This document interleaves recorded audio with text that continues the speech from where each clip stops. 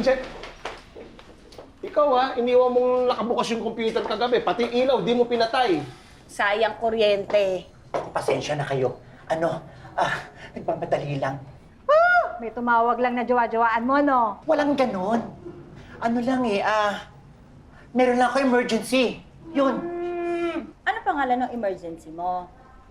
Kevin, David, Brad. Hindi, walang ganon. Promise. Okay, sige na nga. Pero next time, kung mag-overtime ka man, patayin mo yung ilaw, ha? Huwag sayang kuryente, ha? Ako, wala na akong balak mag-overtime. Sige na, tapusin mo na yung pinapagawa ko, ha?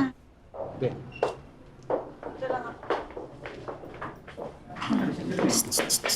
Teka lang, dito ka muna. Maming ka sa akin. Huwag ka mag-deny. So, may implikat nakipag-date ka kagabi, no? Hindi nga. Meron nga akong stalker. Yung Benji.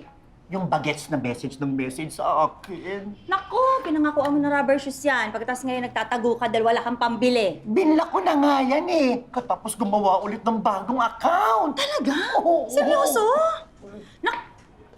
Inutangan mo yan. Wala kang pambayad ngayon, kaya ka nagtatago. Excuse me, hindi ako si Tommy, no? At saka online stalker nga Nagme-message lang. Nagme-message lang pala, ba't ka natatakot? Kasi alam mo kagabi, nag-message sa akin, tapos parang alam na alam lahat yung mga kilos ko. Ganito palang pakiramdam nung merong stalker. Ayan. Ikaw lang ang nagsasabi na stalker yan. Yung stalker, nangyayari yan sa mga sikat lang. Correction.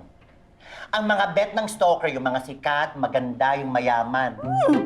Ang ganda ko nga Ha? Mayaman. Maganda, masarap pa. Sarap nga. Sarap ng tadyakan. Ito tayong empleyado. Oo nga Sana naman pogi, para naman nakakasaya ng mood.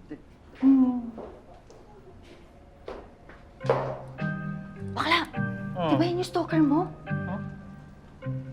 Ay, oo nga. Naku, nakakaloka. Ano ba kasi ang ginawa mo? Ba't hinahanap ka? Hindi ko makilala yan Totoo?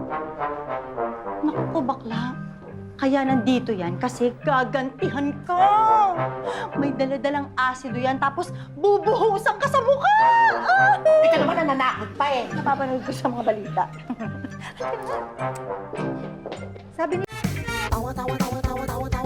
Anytime, anyone, anyhow. Halika manood at sumigaw. Anywhere